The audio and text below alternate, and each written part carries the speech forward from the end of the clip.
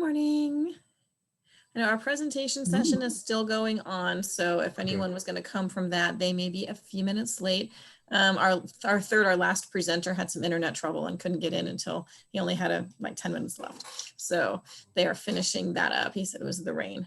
So anyway, I'm using my hotspot on my phone right now because they're doing construction in the cul-de-sac in our neighborhood, and they tore up the whole street, and our Google Fiber went out. So. Oh yeah, Blake was saying this. I was in a meeting with Blake yesterday, and I'd said, yeah, we have Google Fiber construction going on right now. So far, they're not there. Are you?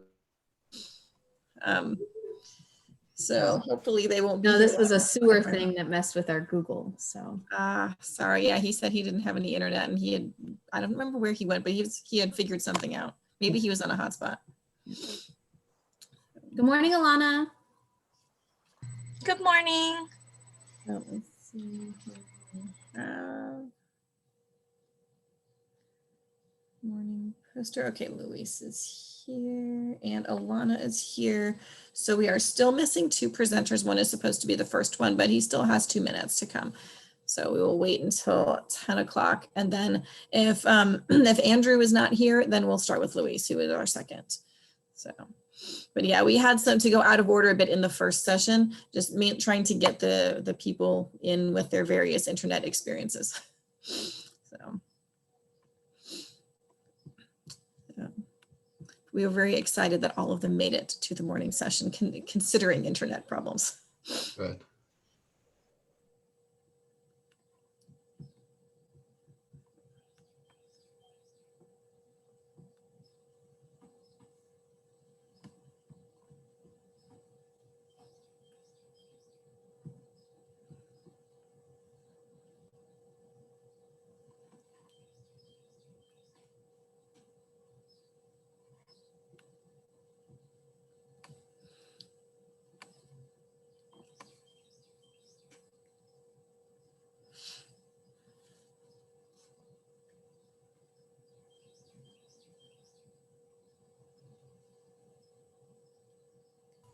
I just texted John and Rolando, so Okay. to let them know that we're ready now.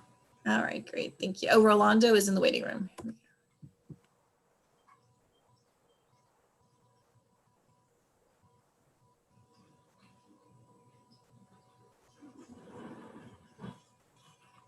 Hi, John.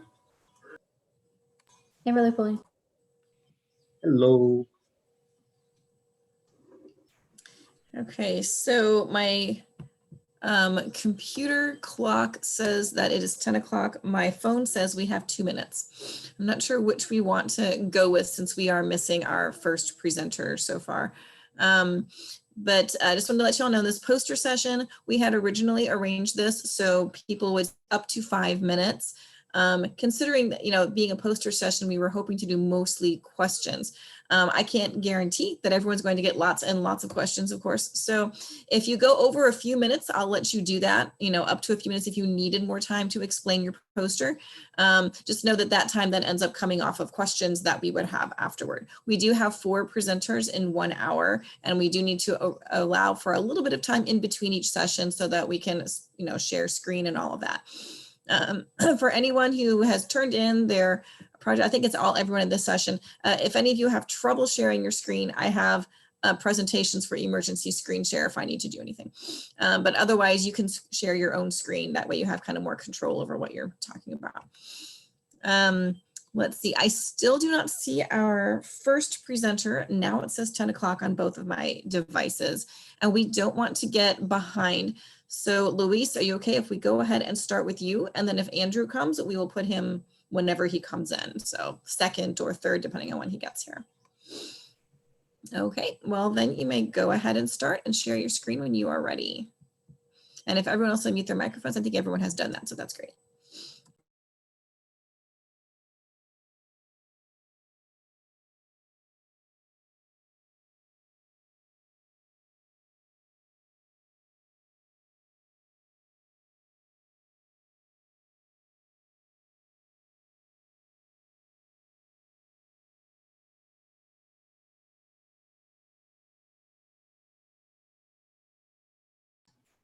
I needed to unmute myself first.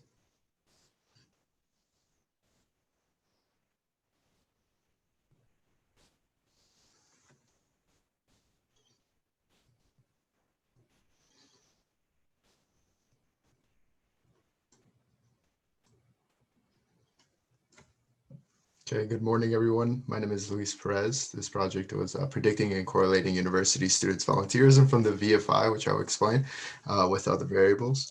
This project started off in Psychological Research and Statistics 3 under Dr. Amy Bohmann in the fall. And what is volunteerism? Volunteerism is an individual's personal choice to provide help and services for a specific population. And volunteerism in the past has been found to significantly correlate with older populations, females, high academic achievers, and internal motivations. For internal motivations, what we saw in the literature was that the VFI, or the Volunteers Functions Inventory, was the most prominent measure of volunteers' motivation.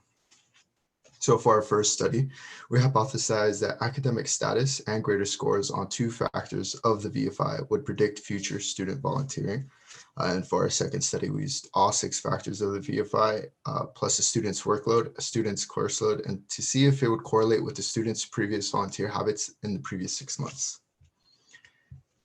Our sample population for our participants were majority of female, Hispanic, and older than traditional student population. And to administer this study, we were 100% online, using online programs for study registration and study completion. The VFI was kept in its original 30-item length, using a 7-point Likert scale, which students were to respond how important or unimportant each item was in relation to the motivation for volunteering. The reliability, the VFI had a considerable Cronbach's alpha of a 0.7 to 0.8 across multiple studies that we found. In the table provided, we wrote the factors, the definitions, and a quick example item from the survey, which I could read. For the values factor, definition would be altruistic behaviors. For example, I would volunteer because I would feel it is important to help others. Social factors, seeking positive social connections. Career factors, aids in pursuing a career. Protective factor, protection against neurotic thoughts, such as volunteering would make me feel less lonely. The understanding factor is perspective taking, and the last factor, enhancement, which geared towards a self-growth. Sadly, both of our studies resulted in non-significant results. And for our first limitation of both of our studies was the lack of a novel variable that could better predict future volunteering. We did our research in the literature. We saw several variables and we filtered through those, but we failed to consider something new and exciting. And the second limitation would be the fact that even if students wanted to volunteer during COVID-19, they wouldn't have been able to for various reasons. A big one being that many organizations closed off external volunteers, and maybe even students themselves weren't comfortable during the last 6 months even to be out in public like that. There was a recommendation during the summer of 2020 by the chance, and it was to move in-person volunteering into an online platform. But with the way things are going now, it might not be necessary to investigate the efficiency and effectiveness of online volunteering. This was, again, predicting and correlating university students' volunteerism from the VFI with other variables. We used the VFI because it was one of the most prominent internal motivations factors scales in the literature currently. And the variables considered were repeatedly found to correlate with student volunteering, but we failed to find anything new. And it may have been due to cause that we failed to include a new novel variable. Thank you for your time, and I can answer some questions now.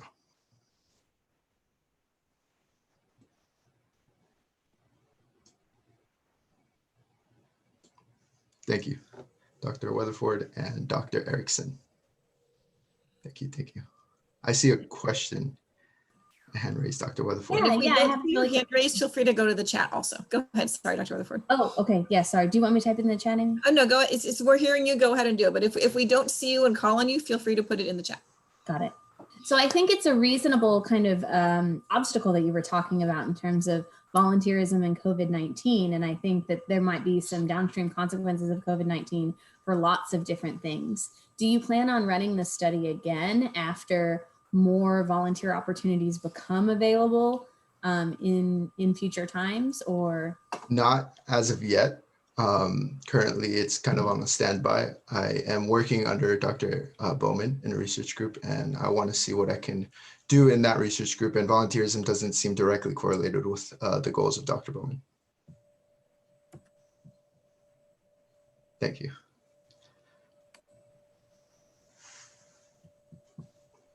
Okay, looks like John, you have a question?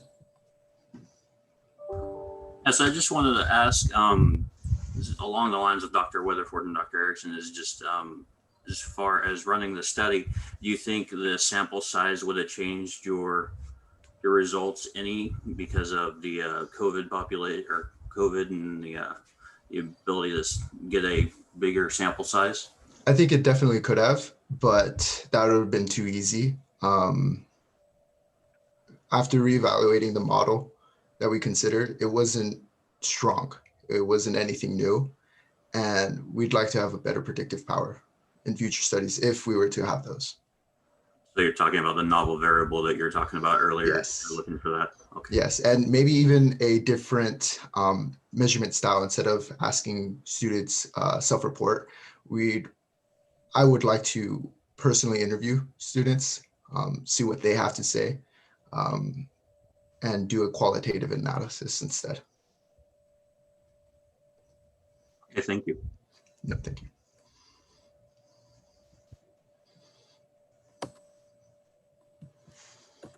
Okay, I'll go ahead and ask you a question, Luis. So if you think that you were doing, or if you were doing this project when we were not in a pandemic, do you think, what different kinds of results do you think you might have found? I think I would have, for the second study, I would have gotten more responses on total volunteer hours in the last 6 months. Maybe, I honestly don't know what could have been different other than that. I could speculate on several things, but that seems like the most definite one, that students would have had more opportunities to volunteer in the last 6 months. Right, yeah, we found it difficult to figure out what we could predict when it was difficult to have anyone admit that they were doing volunteering during a pandemic. Yes, very difficult, impossible almost. Yeah. All right, any other questions? See Dr. Weatherford with her hand up again. Yeah, just one more question if we have the time. So what got you interested in this topic to begin with? Yes, personal endeavor or personal experiences, honestly. I was volunteering at the time and it was strange to hear other students not being able to. And I was wondering if my case was just an outlier or not. And I've heard that that's typical for psychology students to investigate something personal and then eventually goes out to something new. I agree. Thank you. Hey, do we have any other questions?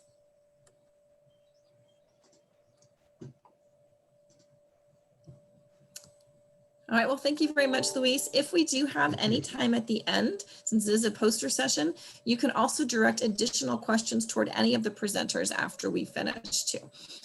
And we may have a little bit of extra time at the end, so we'll see how that goes. Okay, Andrew is here now. So, and Andrew Claibon is our next presenter, and his advisor is Dr. Ayers. And we're gonna go and have you share your screen. And as I told the presenters that were here earlier, if you have any difficulty sharing your screen, just let me know because I do have everyone's presentations as well. Yes, I've never shared a screen before. This is my first time doing this. I could use some help. Oh, sure. Here, let me go ahead and open your presentation, then I can share it for you. All you need to do is just let me know when to, actually, you wouldn't have to advance. This as a poster, so that should work out. Okay. Yeah, it's just a poster. Yeah, here we go.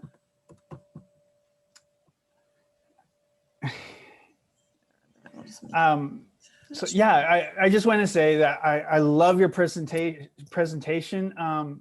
It was way better than mine. I need to explain, I'm a English literature major with a minor in education. And when I began this, my research, the first time I wrote about this was actually 3 years ago. And this was with intentions of going to law school and logical reasoning. And so what I did was I started off doing some, I fell in love with American literature, and I fell in love with James Joyce. And what was unique about James Joyce specifically is that he wrote 3 novels during the Spanish flu. Now, of these 3 books, the last one is called The Dead, the living and the dead. And specifically what he's talking about is tuberculosis. Now, at the time, I didn't understand why it's such a big deal and why this book was, a lot of the meaning was lost upon me. And it was not until I did some research on other pandemics that I finally was able to understand how significant James Joyce's The Dead was. So basically, when we look at this history of pandemics, what we see is when we go back to like the Black Death, remember back then there wasn't any historians. So our knowledge of the pandemic and our understanding of the science of illness came from literature. In fact, the term Black Death didn't even exist at the time of the plague. It was coined afterwards, and then only afterwards, when it was created, it didn't become popularized until a historian made it so. So you have to understand that so during the Black Death, the way they understood, they didn't have an understanding of science, so to speak. So they gave it, they made up reasonings like, okay, so it's magic or it's God's will, punishing evil. And so what we see in literature, in early literature, we see this representation. Now, as this driving force, we recover, and disease and pandemics drive society and science. We see the shift in literature. And so after the Black Death, what we see is Edgar Allan Poe, who wrote about a party that happens during the pandemic, and they're just ignoring all the death that's going on outside. Now, this is important because what he's actually doing is just reflecting how people reacted during the Black Death. And during the Black Death, we saw people give up their faith in religion and their faith in piety and the king and everything. They just lived in the moment, just carelessly. And that's what you see in Edgar Allan Poe. Now, Edgar Allan Poe writes horror fiction. And so in his book, these people who are having this party and just carelessly just living this hedonistic lifestyle, of course they succumb to God's will, and get punished. But okay, when we look at James Joyce, okay, what we see is a shift. He still creates a setting of a party during a pandemic, but the difference is, by the time James Joyce wrote this story, they understand disease. They understand that before, so he's talking, when he says the dead, he's talking about tuberculosis. Now, at the time of before Edgar Allan Poe, tuberculosis had 2 terms. One of the most common terms was called the king's evil. And they actually believed that if you had tuberculosis, you needed to be touched by the king to be cured. It's so crazy. And we get this information from literature. And so when we study James Joyce, what we see is that this understanding that you cannot be touched by a king or by a priest to be cured of an illness. We understand that it is a disease with no soul or personality or no human qualities. And so James Joyce is the first time to ever present this. And what he does is that he gets that concept from Edgar Allan Poe, a party happening during a pandemic, and he inverts it. What he does is he makes it a Christmas party. And now this party doesn't represent God's will, punishing those who are, sinful or hedonistic, the lifestyle that they evolved after the pandemic. What he sees is science and religion coexist. And what's interesting is that when you read or study The Dead by Edgar Allan Poe, what we see is that what he defines is the way we understand socially, infectious diseases as we do to this day. And infectious diseases now become a political issue. It becomes an issue of social class and status. Can I afford to risk my life and go into a party and expose myself to possibilities? Or, if I'm wealthy enough that I can go to these things and not get ill. And that's just like what's going on right now. So when I started this is my first time doing this, so I'm sure I'm doing everything wrong, but I had so much information. I had a great time analyzing it and trying to use a scientific method. I researched every pandemic, and then I came up with I took a survey. And what I found among all these literature with regards to pandemics is that they're not only consistent with historians, but that everything stems back to the Black Death, this centralized representation of these parties that happened during the pandemic. And the people who are choosing not to wear a mask, becomes a status, a symbol of status. And so in James Joyce's The Dead, if you've never read this story before, it's about this teacher, this man. He's a teacher and he's a published author, and he has expected to give this speech at this Christmas party, and this is in Ireland. And he has to go because the party's being held by his aunt. So family, his 3 aunts are going to be there. He's the favorite nephew because he survived. His wife, who during this time is reminiscing about her ex-boyfriend before she met her husband, who died from tuberculosis. And he uses, and throughout the theme of the story, he uses the metaphor. He uses snow as a metaphor. And if you know anything about Ireland, it doesn't really snow very often. So the frequency of the snow also represents the frequency of infectious diseases that happen in this lifetime. And so what we notice is that the story, unlike Edgar Allan Poe or any other literary author before this, he doesn't focus on the disease. And instead, what he does is he focuses on the people and how they react and respond psychologically to quarantine, to being self-isolated. And in the story, he prefers to be isolated. He likes to be isolated, and he doesn't want to interact with other people. But what we see here is that this going to this party is, doesn't only demonstrate a mental health and a blatant disregard for their health and own well-being, but a display of personal wealth and social status, and which is just like we have today. And so when I was doing my research, I found that 2 other professors have actually been doing some research on this trend, in this literary trend that's very unique with James Joyce and his understanding of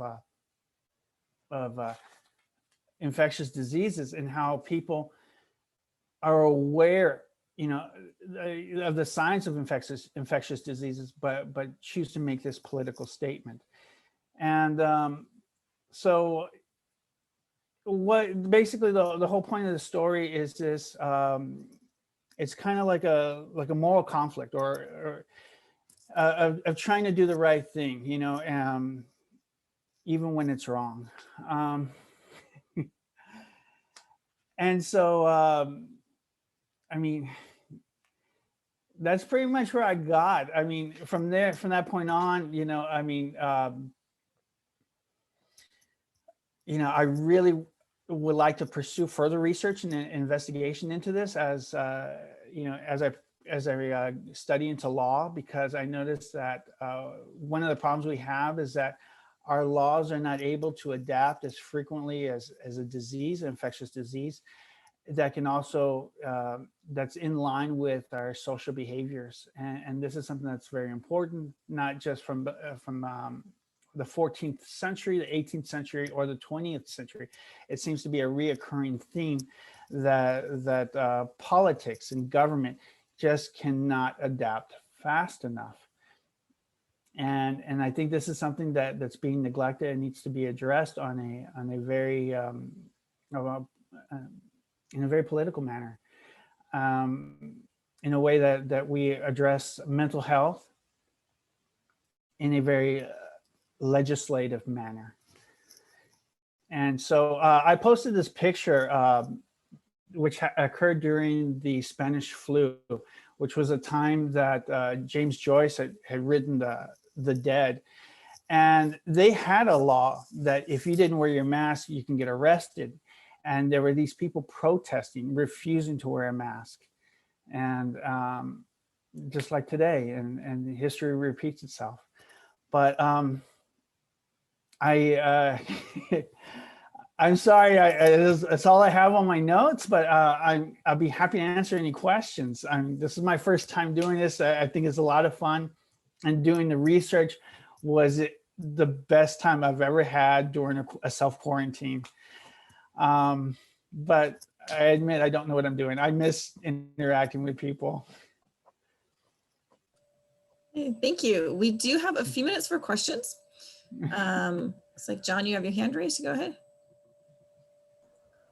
So in the literature, I know that there's a big difference between like looking at the dates from 1334 to 1350, like looking at their literature.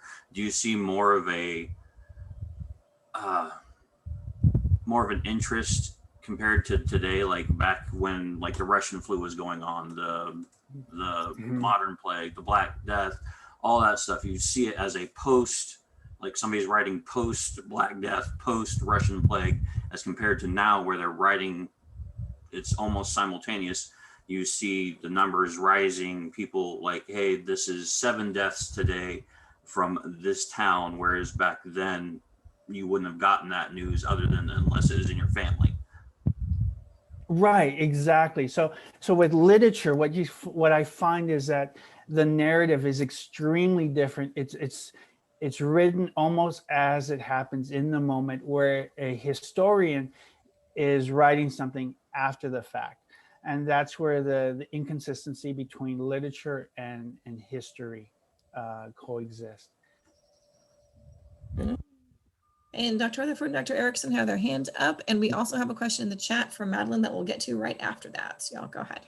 Hey, yeah, just briefly, I mean, did Shakespeare not comment on the plague because it was happening in London while he was writing, and were there not any threads? It's been a while since, I've reviewed any of that stuff. Usually I just get in a bad mood and read parts of Hamlet. But the, so like what, like anything in Shakespeare? Yeah, in fact, Shakespeare does talk about it. In fact, he does have plays about it, but unfortunately, it was way too much information. So I was advised just to leave it out and just focus on what's exactly similar to James Joyce. And so I filtered out anything that didn't center around a party during a pandemic. But in line with my title, How Fictional Pandemics Reflect a Real Life Understanding of the Science of Illness. And because the shift in the science of illness is that before James Joyce, they believed that they had to be physically touched by a priest or by a king to be cured. And it sounds ridiculous. Yeah, yes, Mask of the Red Death. Yeah, that's Edgar Allan Poe, right?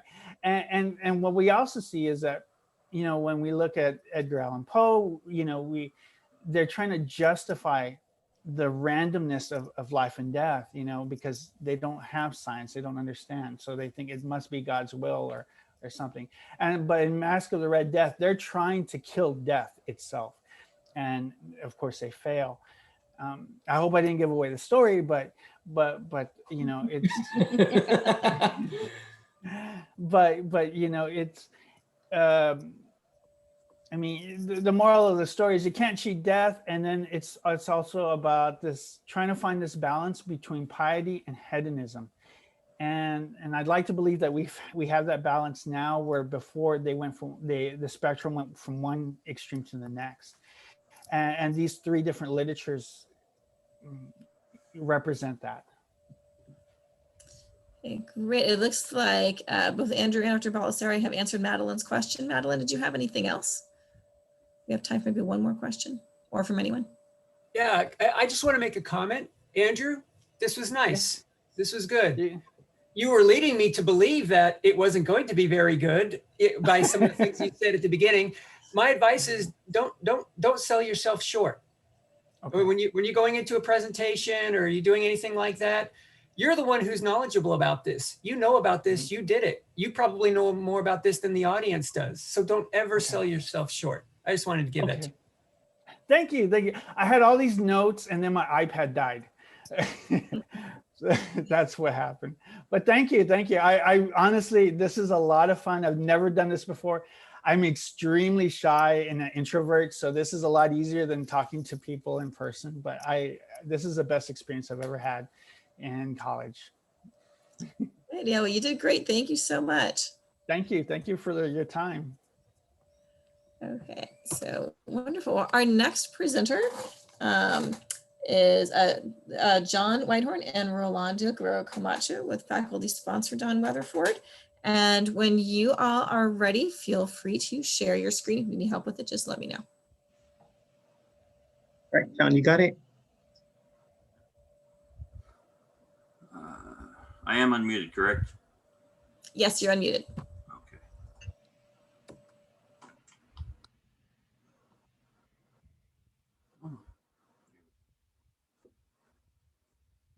Good morning, everyone. As explained by Dr. Bohmann, I am John Whitehorn. My co-presenter is Rolando Guerrero Camacho. We are going to present on dual task facilitation and how it may improve the identification of missing persons.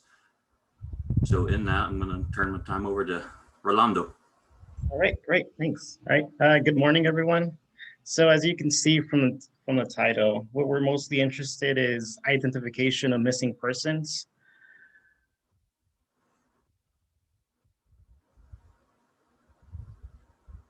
Okay, sorry about that. So when it comes to identifying missing persons, cognitive psychologists know that this hasn't been really successful.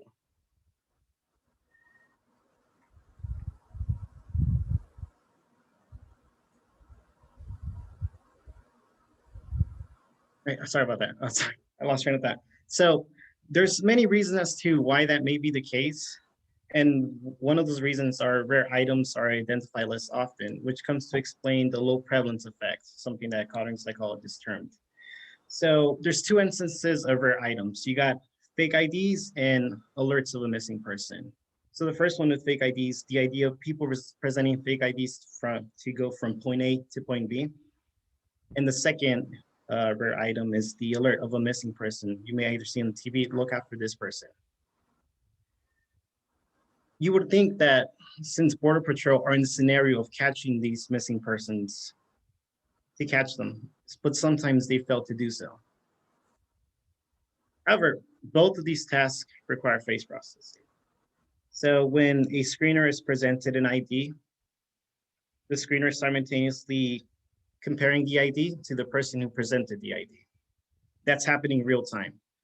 The second rare item, which is the alert of a missing person, the person is having to compare the ID to memory, something that cognitive psychologists term prospective person memory, which refers to situations in which an individual is on the lookout for a particular person. We believe that combining both tasks may improve performance, so low prevalence effect and the alert, a missing person. These two similar tasks vie for the same mental resources, will help build upon each other, sort of like a complement. Right, you, John. Yeah, sorry about that. I'm pretty sure that was a motion sensor light. I would like to thank Dr. Weatherford and Dr. Kara Moore up in Oklahoma.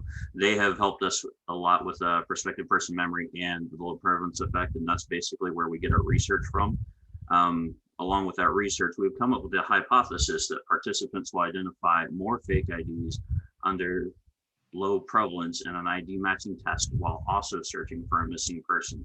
That has to do with what Rolando said about that dual task facilitation, or using that prospective person memory to facilitate the low prevalence effect and help it guide along, being more attentive. So along with that, our method for doing this is we have an intended sample size of 100 participants.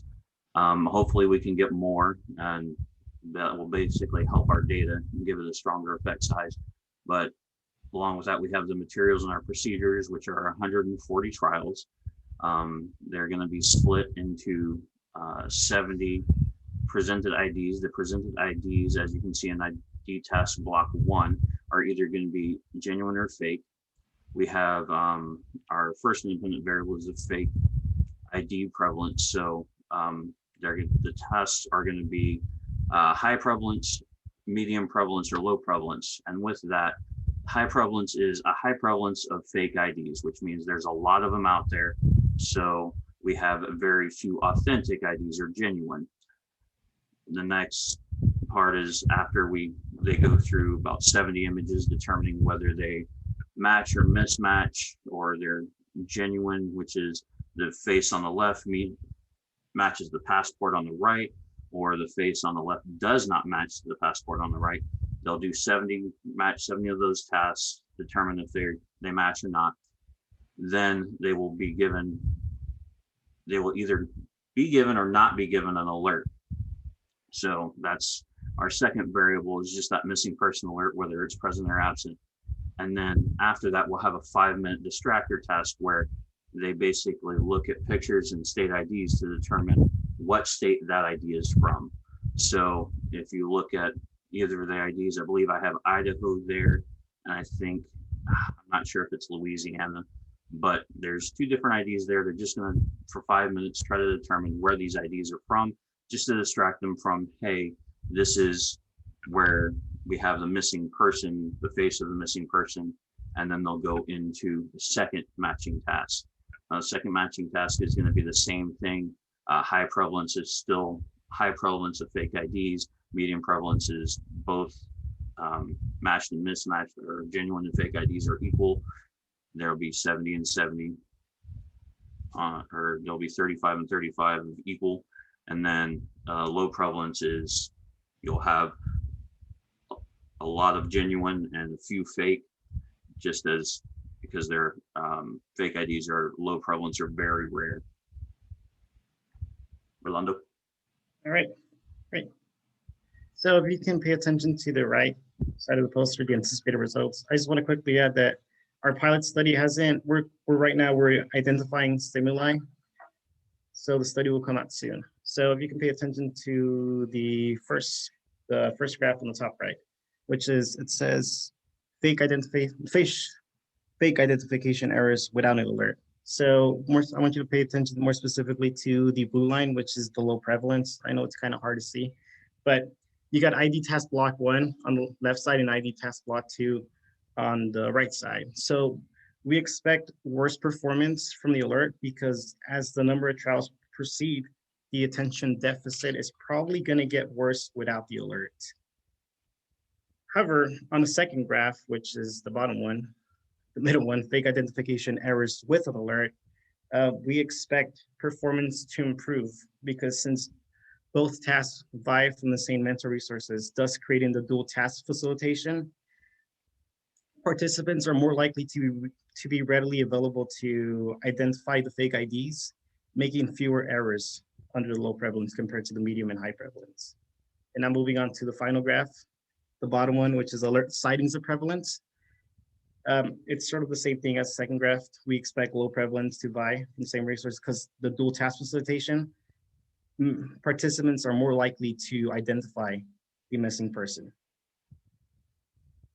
And yeah, I think that concludes our presentation. Thank you all for listening, and I now open the floor to questions.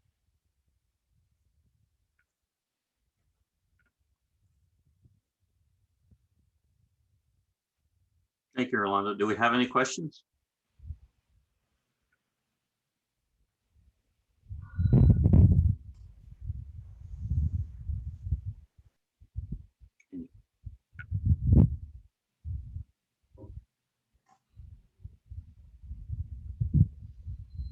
Okay, if we have no questions, I'm going to stop sharing so we can move on. I'll I'll ask one, guys. So if you find these hypothesized results perfectly as you predict, which is what happens every time, surely, would you make similar recommendations for other real world instances of the low prevalence effect? So I'm thinking about what I first thought that first picture was, which is like an airport x-ray monitor person or those kinds of other, super low prevalence events. Or would you say that that should be its own study? Like, do you think there's translation between those two things or not? Just curious for your thoughts. We definitely think that we're going to build on it. I know working with Dr. Weatherford and Dr. Moore, I've heard the experiments as it goes on, they're going to get more and more involved. Right now, we're just working with the two variables because, the more variables you throw in, the worse it's going to get. So we're trying to make sure that we nail this. Right now, we're, like Rolando said, right now we're doing a pilot. We're trying to get that ready to go toward the mid to late April. That way we can get it going in May, get it on Qualtrics, get it into Qualtrics, then get it up on Sona. That way we can get the sample size of 100 or more. I would love to have more than 100. I'd love for our pilot just to go off without a hitch, but we know that's most likely not going to happen. So definitely it's going to be built on. This in and of itself is going to be, for me, as just a basic research assistant, if it goes off without a hitch, my mind is going to be blown and I'm going to be excited and I'm just going to leave it alone. But I know definitely talking with Dr. Weatherford and Dr. Moore, we're definitely going to build on it with multiple experiments that has experiment 1, experiment 2, and possibly an experiment 3. If I could just jump in for a second, I'm sorry. Mario, I think that's a great question. My answer would be that if the other item of a visual search is not a face, then it's not going to vie for the same types of resource and it's going to be competing and not complementary. So once you have 2 low prevalence items that don't vie for the same resources, it's going to exacerbate the problem, not make it better. That would be the prediction I would make. It's a harder question than I intended for it to be, I guess. Oh, sorry. I guess I missed the question where it's 2 different items, not just a facial image as compared to a different item. Sorry about that. Okay, Shauna, you have a question? Yes, I do have a question. I was just curious as for like the alert task and the state license task. Is the missing person that's going to be shown going to be in the licenses that are shown at the same in that trial, in those trials? No, ma'am. Basically, what it's going to be is the alert is one of the images we're going to have within our ID task. The state license task is just random images, random IDs. That way, it distracts from what were the matching tasks. So we don't want to have somebody from our study inside of from our matching task or trials inside of those state IDs. Got it. Thank you. Not a problem. Appreciate you asking the question. I have a question. My question is, I noticed, like in my personal experience, like some people, like some guys, they'll take their driver's license picture while they're clean shaven and got a haircut. and then they grow a beard and long hair and they look like a completely different person than the person on their driver's license. Would that be taken into consideration? Like, and would it make a difference? That's actually what we did. We had to send all our images. We personally made groups of like, they had front neutral pictures, and then we had to then take those and put them compared to ethnicities and races, and then we sent that off to another group who took the demographics, matched them together, said these are the best matches we could find, and then they sent them back to us saying, hey, this matches with this matches with this is the second best match. And with that, we I unfortunately was out of the running. I had clean shaven in one, bearded in another, and they didn't say I matched with anybody. So see what happens. But yeah, we took all that into account, and it's basically just your attention to the images. That's what we're trying to find. Like, if you pay attention to the images, that's why we have the alert task. So you pay more attention because you're looking for that missing person. Okay, thanks. We do have one more question in the chat that I think you have time to answer. If you can answer about 1 minute, and then we'll start Alana's presentation. And let's see, Luis, do you want to ask your question? I can't see make my chat come up. I can ask the question to John or to Rolando. Were participants measured for the success of identifying the missing person in the alert notice? I'm sorry, I didn't catch that if you mentioned it before. So can you restate, because it seems like if they were measured for the alert, is that what yes, if they successfully identified the alert missing person. So as of right now, that isn't one of the things we're looking for, whether they found the person or not. What we're looking for is with the alert test, that image, the alert person is going to be inside of the fake IDs or the genuine IDs, but that's possibly another experiment, whether they find that person or not. I know Dr. Moore and Dr. Weatherford are working on other experiments, but as of ours right now, we're just trying to see if we put an alert out there, if people will be more predisposed to focus on whether they match or don't match, and whether they can match more fake IDs or not. Can I ask a follow-up question, Dr. Bohmann? Quickly, and then we're gonna start to the next one. Go ahead. Okay. What difference would there be if you sampled a population that actually works with ID identification compared to just a student population? So that's what actually Dr. Weatherford did. She actually, some of her research was sampling security, bartenders, things like that. People who have to look for those faces that match the IDs, and the results weren't good. Basically, that attention is, there's a low prevalence effect. They weren't able to identify fake IDs because they are so rare that they automatically said, nope, it's not authentic ID, even though it was fake. So there's a lot of it out there. That's why we're doing this research. Thank you. Hey, thank you so much. And Dr. Weatherford has posted the citation in the chat if you want to see that. All right, thank you so much. That was great, very informative and interesting. We have Alana Rios next, and her co-authors are Audrey Cabrera and Nikai Hinojosa, and her sponsor is Dr. Baldassari. And Alana, whenever you're ready to share your screen, go ahead. If you need help, just let me know. Okay. Can y'all see the screen here? Okay. So my name is Alana Rios, and I will be presenting the poster titled Testing N250 Amplitude as an Indicator of Hidden Face Familiarity in an ERP CIT. So this project was worked on by myself and co-collaborators Nikai Hinojosa, Audrey Cabrera, and Dr. Baldassari, but Nikai and Audrey were unable to make it today, so I'll be presenting. And I'm going to start by looking at the acronyms in the title to give you a better idea of what we're talking about.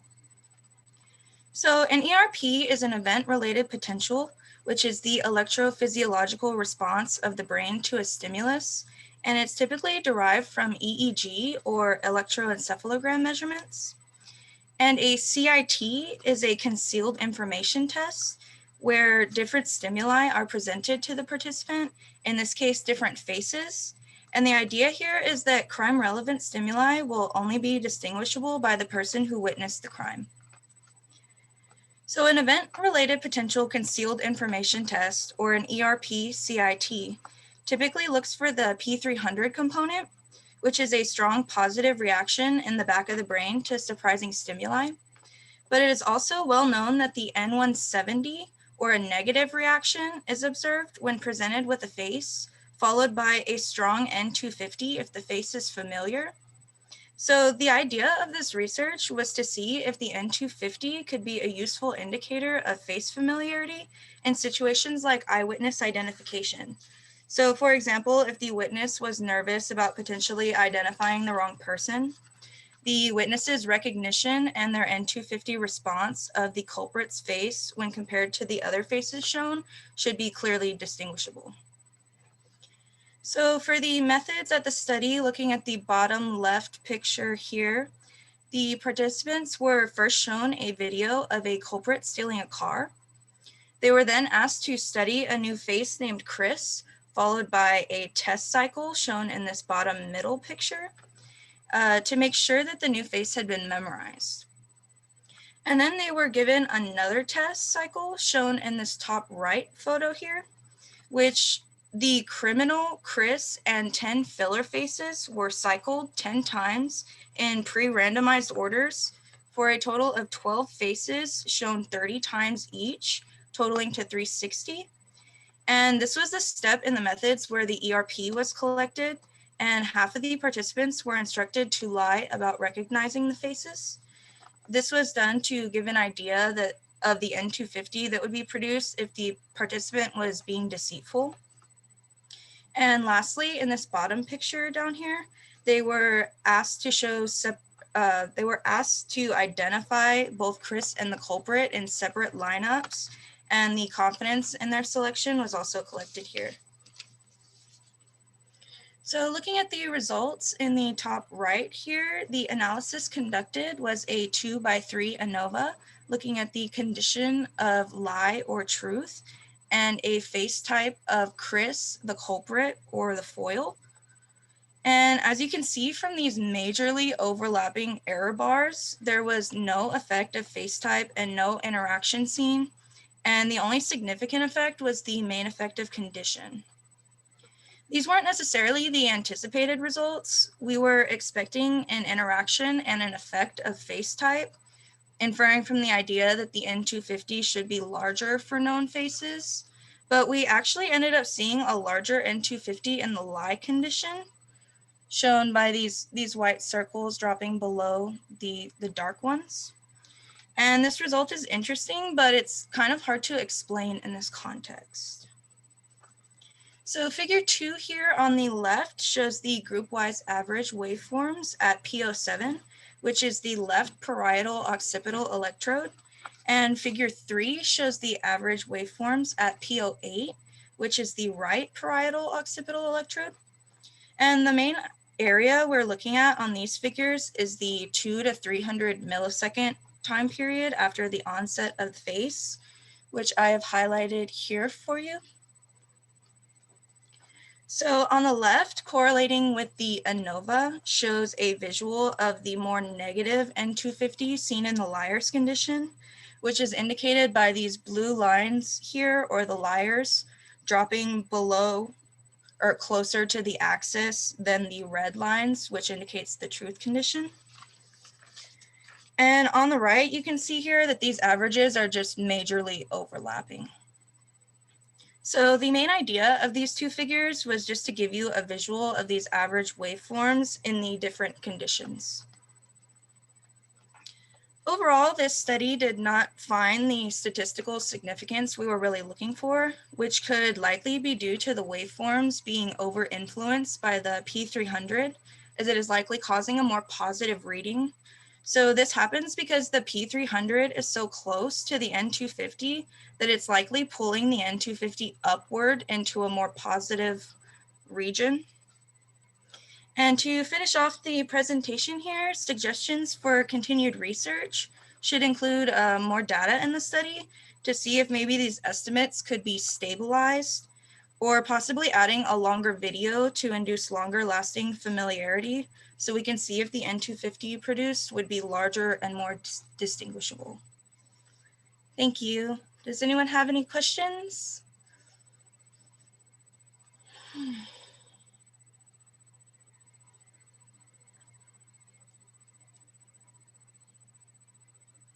I have a question, Dr. Weatherford. My question is, if you didn't have experimentally induced familiarity, but you were testing familiarity of well-known individuals like a celebrity or someone who is personally familiar, what would be the differences that you would expect? And maybe would you expect more prominent, a prominent difference by condition in terms of the lie versus truth condition? Yeah, so what I would expect is, since the face is more familiar, it would be expected that the N250 would be more negative or more distinguishable. It would produce a sharper drop in the graph. And I'm sorry, what was the rest of your question? Oh, just in the event that it was someone who is personally familiar or a celebrity, right? So, you know, another form of facial familiarity. Has that been done, or is that still a hypothetical? Like, could you compare these results to someone who was either personally familiar or a celebrity and then see if differences emerge when you're comparing them that way? That is a good question. I know there's a lot of research looking into eyewitness identification and stuff like that, but I'm not sure if there's very much research looking into the N250 in this context, because most people were looking at the P300 as an indicator of recognition, or, I'm sorry. No, that was a good answer. Thank you. You're Alana's zeroing in on what I'm thinking too, which is that there's plenty of research on the N250 as an index of familiarity, meaning that the more familiar you are, the larger the N250 is, like Alana said. But in this context specifically, the question would be how to construct the face set around the celebrity so that the celebrity doesn't stick out just because of their celebrity status.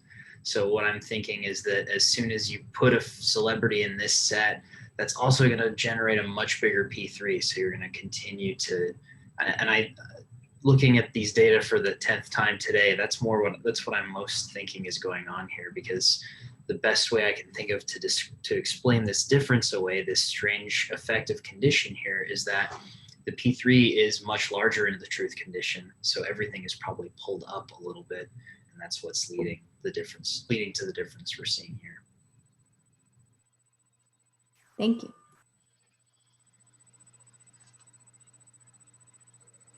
We have time for another question, maybe two if they're quick. Does anyone have any other questions? Was there anything else? It's a really interesting study. So Alana, just one quick question. So when you do this, do you have to test your participants face to face, or is there any way to do this online?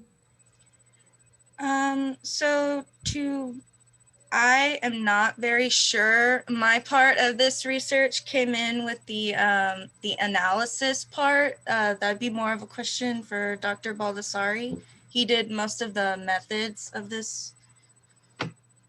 Yeah, hard to imagine remote EEG research. It's a good question.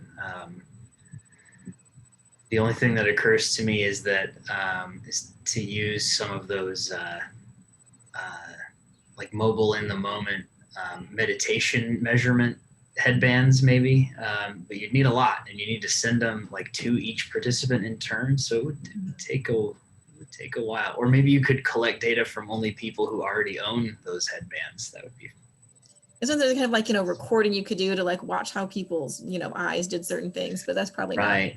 Not possible. Yeah. I don't know how you could.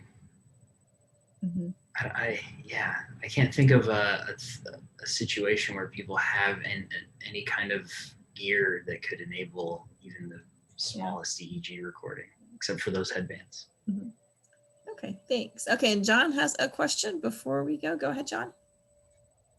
This is for either Alana or Dr. Baldessari. Just, is there any other measures that you could use other than the N250 or the P300 that would give you a more positive upswing on the results, or is this basically the best ones you could use?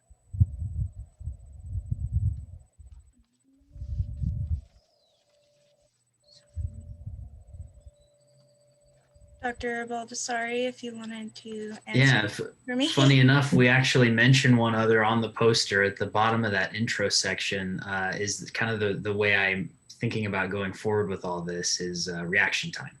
So there's the ERP-CIT, the ERP-CIT, but there's also an RT-CIT methodology out there where people use just reaction time and don't even bother with all the hassle of an EEG study. And so that's actually an answer to Dr. Bohmann's question too. You could get at some of the same kind of thing without even doing EEG, just by measuring reaction time. Though that gets wonkier when you're doing things online as well. But you could imagine certainly building a larger measure that combines all three of those things. Thank you. It Thank looks like we you. are about out of time. All 4 presentations were just wonderful. We are so glad you all came here to present them. Yay, yes, applaud for everyone. So the next thing on our agenda is the graduate school workshop. If anyone wants to find out, get some tips on how to apply for PhD programs, Dr. Nguyen and Dr. Ford are doing that presentation right now. Just go back to your agenda, click on the link and register for the session. Then I'll send you the Zoom link to get in like you did for this session. So if you'd like to join that, please do that now. And our keynote speaker is at noon. But thank you so much again, everyone. All the presentations were really great. I think we all had a great morning listening to them. So thank you.